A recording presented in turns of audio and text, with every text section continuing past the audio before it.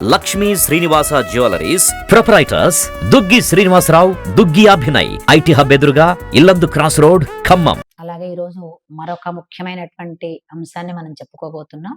అదేంటంటే, చాలా మంది గోమాతకి ఏ ఏ ఆహార పదార్థాలు పెడితే మన కోరికలు నెరవేరుతాయి లేదా మన కష్టాలు పోతాయి అనేటువంటిది చాలా మందిలో తలెత్తుతున్నటువంటి ప్రశ్న. దీనికి సమాధానం ఏంటంటే, గోమాత అనగానే మనం ఎక్కడ లేనటువంటి భక్తి, ప్రేమతో అనేక రకాలైనటువంటి కూరగాయలని, పండ్లని లేదా బియ్యము, అన్నము, ఇలా అనేక రకాలైనటువంటి పదార్థాలని భక్తి ప్రపత్తులతో తీసుకెళ్ళి మనం తినిపిస్తూ ఉంటాం. కానీ ఒక్క మాట మనం ఒకటి ఆలోచించాలి. ఏమిటంటే, మానవులకి ఉన్నటువంటి జీర్ణ వ్యవస్థ వేరు, జంతువులకు ఉన్నటువంటి జీర్ణ వ్యవస్థ వేరు.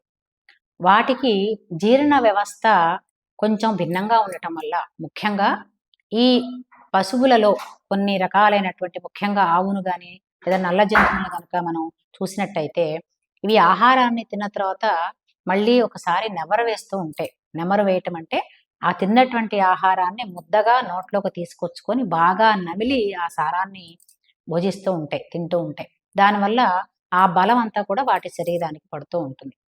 కానీ మనం పెట్టేటువంటి కూరగాయలు, పండ్లు, బియ్యం, ఇవన్నీ కూడా మరి ఆ గోమాత నెమరు వేయగలుగుతుందా? ఇది ఒకసారి మనం ఆలోచించాలి.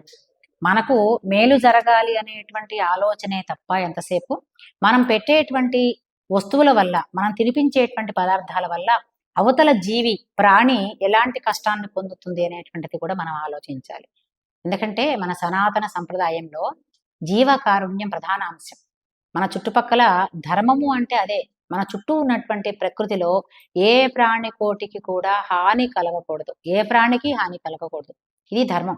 కాబట్టి ధర్మాన్ని మనం ఎంతవరకు పాటిస్తున్నాం? మనకేదో మేలు జరగాలి అని ఎవరో చెప్పారు, మనకు సంతానం కలగలేదు, వివాహం జరగలేదు, లేదా మన ఇంట్లో లక్ష్మీదేవి ఉండటం లేదు, ఇలాంటి కారణాలన్నీ చెప్పుకొని తీసుకువెళ్ళి ఆ గోమాతకు మనం ఫలాలు పెట్టడం లేదా టమాటాలు పెట్టడం, ఇలాంటివన్నీ చేస్తూ ఉంటాం. దీనివల్ల పాపం అది ఆకలితో ఉండబట్టి ఆ గోమాత ఏదైనా భుజిస్తుంది. కానీ అది గనక తనకు అరగకపోతే, మనం పెట్టినటువంటి పదార్థాలు గోమాతకి అరగకపోతే దానికి ప్రాణాపాయ స్థితి కూడా సంభవిస్తుంది. ఆ పాపం ఎవరిది ఒక్కసారి ఆలోచించండి. మనకు పుణ్యం రాకపోగా పాపాన్ని మూట కట్టుకుంటున్నాం. కాబట్టి బాగా ఆలోచించి ఏం చేయాలంటే, ఏ ప్రాణికైనా ఆ ప్రాణి తినేటువంటి పదార్థాలని మాత్రమే మనం ఆహారంగా పెట్టాలి. కాబట్టి గోమాత ఏం తింటుంది? పచ్చిగడ్డి, అలాగే తవుడు, ఉలవలు చక్కగా ఉడకబెట్టి గుగ్గిళ్ళు అంటాం కదా, ఆ ఉలవ గుగ్గిళ్ళని పెడుతూ ఉండేవాళ్ళు పోయినసారి. అంటే మనం అంటే నూనెలు అవి వేసుకొని మనం తింటూ ఉంటాం. కానీ అలా కాకుండా చక్కగా ఉడకపెట్టి వార్చి ఆ చల్లారినటువంటి ఆ ఉలవలని దాణాగా పెడతారు. దాన్ని దాణా అంటాం. ఆ ఉలవలని అలా ఉడికించి చల్లార్చి పెట్టాలి. లేదా పచ్చిగడ్డి, తవుడు, కొబ్బరి చెక్క, శనగ చెక్క, ఇలాంటివన్నీ కూడా తప్పనిసరి పరిస్థితుల్లో అయితే ఒరిగడ్డి కూడా, ఇలా అవి తినేటువంటి ఆహార పదార్థాలు మాత్రమే గోమాతకు మనం పెడితే వాటికి ఆకలి తీరుతుంది, మనకు మేలు జరుగుతుంది. అంటే ఒక జీవికి మనం ఆహారాన్ని ఇస్తున్నాం, పైగా గోమాతకి ఇస్తున్నాం. కాబట్టి మన కోరికలు నెరవేరుతాయి.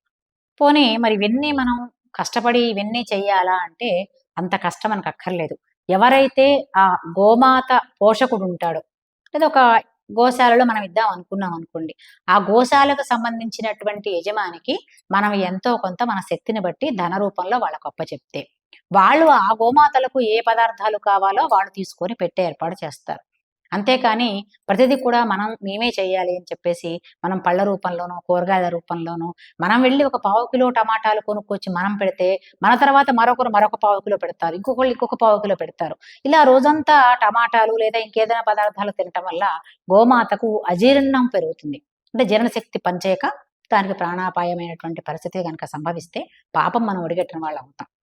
కాబట్టి మన చుట్టూ ఉన్నటువంటి ప్రాణికోటికి ఏదైనా సరే మనం అవి తినగలిగేటువంటి ఆహారాన్నే మనం పెట్టాలి తప్ప, మన స్వార్థం కోసం, మనకేదో కోరికలు తీరటం కోసం ఎవరో చెప్పారనేటువంటి ఇలాంటివన్నీ కూడా పాటించొద్దు. అయితే చాలా గోశాలలు వీటిని పాటిస్తున్నారు. వారే స్వతహాగా తీసుకొని ఆ ధన రూపంలో తీసుకొని సేకరించి వాటికి ఏ పదార్థాలు పెడితే మేలు జరుగుతుందో అవి పెడుతున్నారు. కానీ చాలా మంది తెలియక ఇవన్నీ మనం చేస్తూ ఉంటాం. కాబట్టి గోమాతకు తినిపించటం వల్ల మనకు లాభం.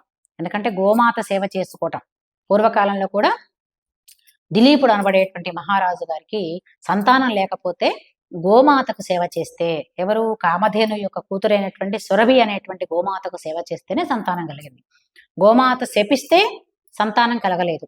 మళ్ళీ ఆ బిడ్డ అయినటువంటి సురభికి సేవ చేస్తేనే సంతానం కలిగింది. కాబట్టి గో సేవ వల్ల అనేక రకాలైనటువంటి లాభాలు ఉంటాయి. సంతానం కలుగుతుంది, సంపద కలుగుతుంది, కళ్యాణం ప్రాప్తిస్తుంది. ఇలా ఎన్నో రకాలైనటువంటి మేలు మనకు కార్యసిద్ధి జరుగుతుంది. కానీ ఎప్పుడూ గోసేవ చేయటం అంటే కేవలం మనం అనుకున్నవి మన కోరికలు తీర్చడం కోసం కాకుండా, దానికి ఏది అరుగుతుందో, ఏది జీర్ణశక్తిని పెంచుతుందో, ఏది బలాన్ని ఇస్తుందో, ఈ ఆహార పదార్థాలను మనం గోమాతకు పెట్టినట్టయితే మనకు సంకల్ప సిద్ధి జరుగుతుంది. అలాగే కార్యహాని జరగకుండా ఉంటుంది. కాబట్టి ఎప్పుడైనా సరే గోమాతను సేవించటము అంటే ఇలాంటి పదార్థాలతో ఇబ్బంది పెట్టడం కాదు.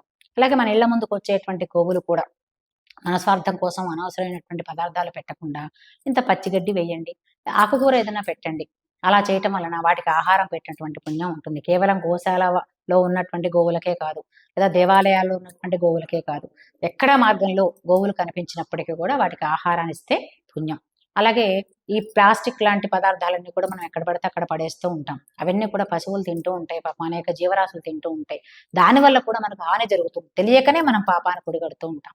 కాబట్టి ఎక్కువగా మనం ఈ పర్యావరణ పరిరక్షణ ప్రధాన ధ్యేయంగా పెట్టుకొని దాంట్లో భాగంగా అనేక జీవరాశులను ముందుగా కష్టపెట్టడం తగ్గిస్తే, జీవరాశులకు హాని చేయటం తగ్గిస్తే మనకు చక్కని మేలు జరుగుతుంది.